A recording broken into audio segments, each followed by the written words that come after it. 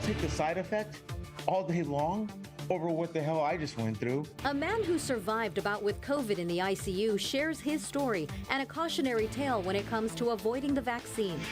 A 17-year-old barely survives a catastrophic accident. How you can help. It's a four-way stop, but drivers continue to plow through the stop sign. Long wait times at the vet, you're not alone. What's contributing to the problem? Shutting down train service in San Diego County. I'm Heather Hope at the Amtrak station. Coming up, we'll tell you the reason behind the recent repairs.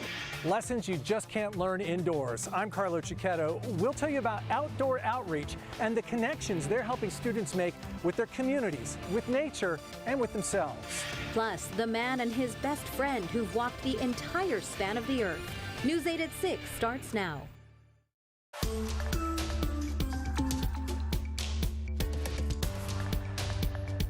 A Carlsbad man who nearly died from COVID-19 is talking to News 8 about his decision not to get vaccinated. Good evening. Thanks for joining us. I'm Marcella Lee. I'm Carlo Cicchetto. 89% of recent deaths in San Diego County from COVID were people who did not get vaccinated. News 8's David Goffredson spoke to the COVID survivor just released from the hospital. It's very hard right now. I'm in critical condition. This is Carlsbad resident Rich Cook 2 weeks ago in Scripps Hospital, Encinitas. The 51-year-old posted videos on Facebook from the ICU. He was unvaccinated and close to death with a COVID-19 infection. Life is precious, and I'm really scared. Inside the hospital, a nurse told him something that Rich says hit him like a ton of bricks. The only people that were in that hospital with me and that were dying were those that were not vaccinated. From September 8th through the 14th, San Diego County reported 57 new COVID deaths. 89% of those were unvaccinated patients. Rich says he never got vaccinated because he was waiting for FDA approval of the vaccine. It was August 23rd when Pfizer got approved by the FDA. At that point, it was too late. I had already had COVID. He says all those mixed messages he kept hearing about the vaccine almost killed him. All this minutia and all this conspiracy, I'm just so over it, man. What about your freedoms? What about this? What about that? Well, trust me, I didn't have crap when I was sitting in the hospital. I had no freedom. I was sitting here looking death in the face. Now at home, facing 6 to 12 months of recovery and still on oxygen, Rich has this message for people who still have not been vaccinated. I think it's common sense. To me, it's like, get vaccinated if you don't want to end up in the hospital. Rich tells me he had a friend named Steve who was also age 51, also unvaccinated, who was admitted to the hospital with COVID around the same time. His friend Steve did not survive. Marcella? So tragic, and we thank Rich for sharing his story. David, I imagine his medical bills are also pretty huge after being in the ICU. Yes, Rich tells me he has $50,000 in medical bills so far, and those will probably go up. His friends have set up a GoFundMe page for him to help him with those medical expenses. We're going to post that link at cbs8.com. Really powerful firsthand testimony from Rich. Again, we thank him for sharing his story. Thanks, David. What a story. Thanks, David. Days after a jury convicted a man of killing a San Diego police officer, the penalty phase of the trial is underway. Jurors are being asked if Jesse Gomez should get the death penalty or be sentenced to life in prison with no parole. Gomez gunned down Officer J.D. de Guzman and wounded his partner back in 2016.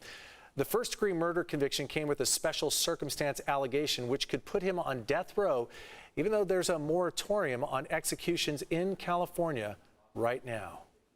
A major break for National City Police in a 47-year-old cold case murder. Police say they finally captured a Las Vegas man who stabbed a convenience store clerk to death back in 1974.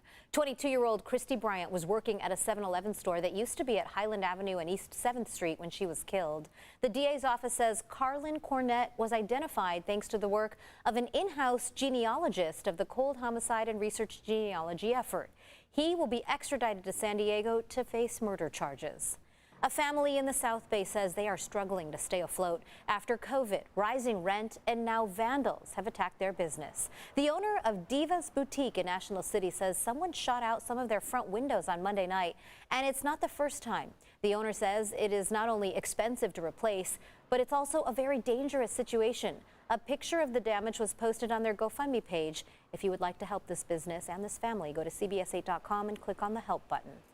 And National City Police say at least 5 businesses were hit last night in a series of break-ins. California's taco shop on Highland Avenue has surveillance video of a break-in. You can see 3 people using a sledgehammer on the glass door. They did the same thing at the ice cream shop next door and 3 more businesses on North on Highland. It's very sad. I mean, obviously, can't do, it's just, we're all struggling, trying to get employees, and with the COVID and all that, and all of a sudden you get this. It's super sad. The owner of California's taco shop says the suspects, or the robbers rather, took the cash register drawer, which had less than $30 of change inside. Police have not said what they took from other stores.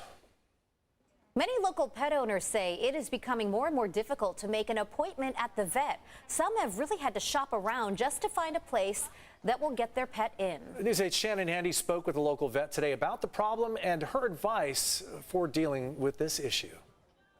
Here at B Street Veterinary Hospital in Golden Hill, it can take weeks to get an appointment, and oftentimes walk-ins are turned away. One of the vets says there's 2 contributing factors. Because of COVID, more people have animals, but now there's fewer people to care for them. Come on, let's go. Every day is a busy day at B Street Veterinary Hospital. We have been inundated in the last 18 months. Good job, friend. Veterinarian Dr. Jenna Olson says it's not uncommon to turn walk-ins away or have people wait hours to be seen. Some hospitals on a good day may have you wait 2 to 4 hours to be seen. Some days that wait time could be 8 to 12 hours. It can be long waits. We've had to come sometimes multiple times because we've waited for 2 hours and haven't been seen and be out in the hot sun. The issue isn't an isolated one. A recent Nextdoor post generated dozens of comments from frustrated pet owners with similar experiences all over San Diego County. Dr. Olson says there's a couple reasons as to why. Since most hospitals could have used a few more staff members prior to COVID, and since then, we've actually lost quite a few. We're lacking manpower. Then coupled with the amount of animals that were added during COVID, that really stretches a lot of hospitals thin. On top of that, added safety measures mean less time for more clients. And so if a hospital was able to see X amount of clients pre-COVID, that number may have dropped for certain hospitals just so that they could clean rooms or sanitize things, gown up, use PPE, things like that. Industry-wide, Dr. Olson says doctors and veterinary staff have been on the receiving end of frustrated pet owners. We've experienced verbal abuse, near physical abuse, social media smear campaigns, and that's not just our hospital. Still, there are those who understand the strain veterinarians are under. You just have to be patient. These guys are the best. They're working as hard as they can. Dr. Olson hopes others will as well. Dr. Olson advises pet owners to plan ahead with those appointments. She's also asking people to be patient and kind. Thanks, Shannon.